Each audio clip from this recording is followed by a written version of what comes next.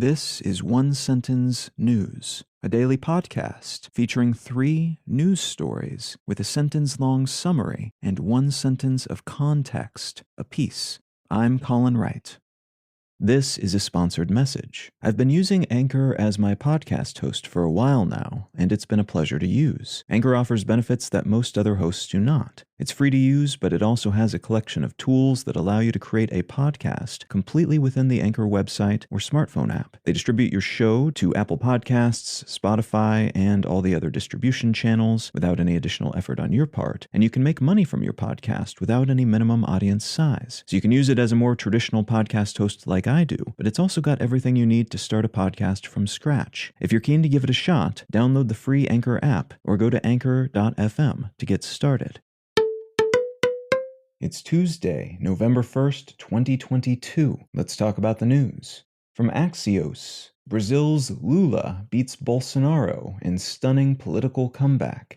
Former Brazilian President Luiz Inácio Lula da Silva, usually just called Lula, has defeated the current Brazilian President Jair Bolsonaro with 50.9% of the vote, becoming the country's new president-elect. This was an incredibly slim victory, and Bolsonaro has been claiming for months without evidence that the only way he would lose is if the election was rigged in some way, so he's expected to challenge Lula's victory. That said, Lula is expected to make some significant changes to the country's social safety net and to pass regulations protecting the rapidly diminishing, in part because of Bolsonaro's policies, Amazon rainforest.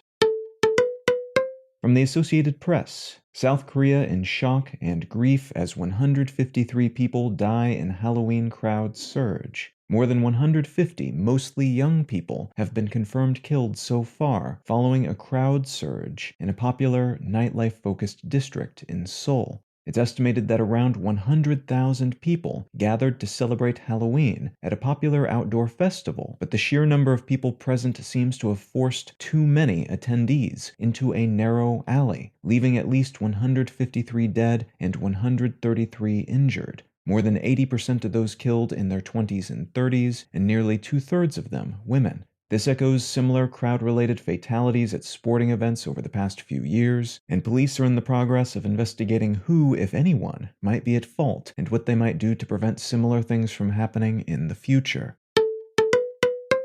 And from Reuters, the UN, Turkey, and Ukraine press ahead with Black Sea grain deal despite Russian pullout. The Russian government has said that because it can no longer guarantee the safety of involved civilian ships, it will no longer participate in an agreement that allows Ukrainian grain to leave Black Sea ports in neutral vessels.